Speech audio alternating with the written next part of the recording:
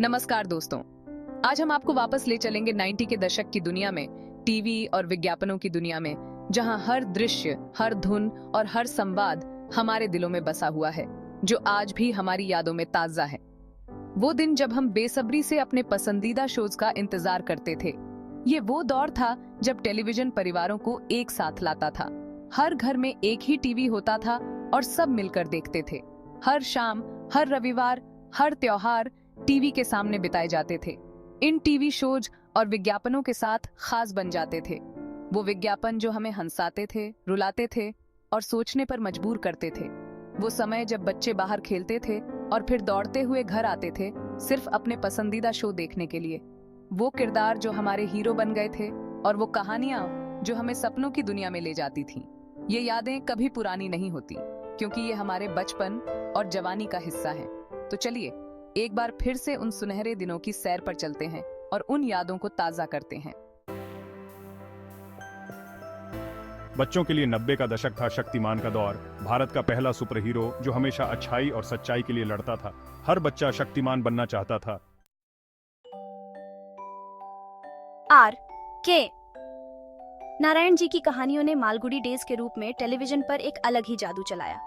स्वामी और उसके दोस्तों की शरारतें, उनकी मासूमियत, उनका छोटा सा संसार हमें अपने बचपन की याद दिलाता था। मालगुडी डेज ने न केवल बच्चों को बल्कि बड़ों को भी अपने साथ जोड़ा।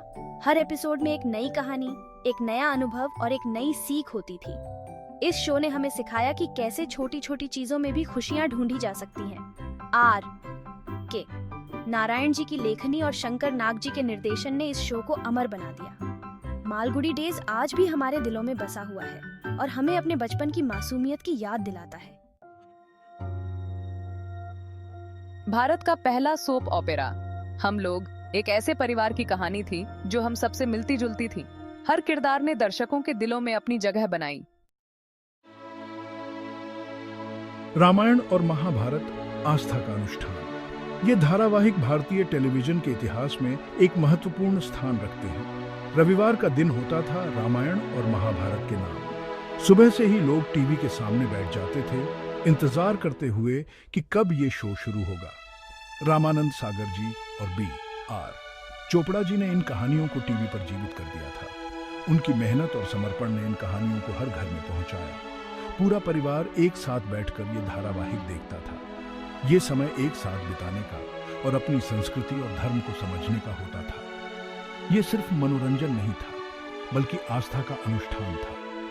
इन धारावाहिकों ने लोगों के दिलों में एक विशेष स्थान बना लिया था और आज भी उनकी यादें ताजा हैं।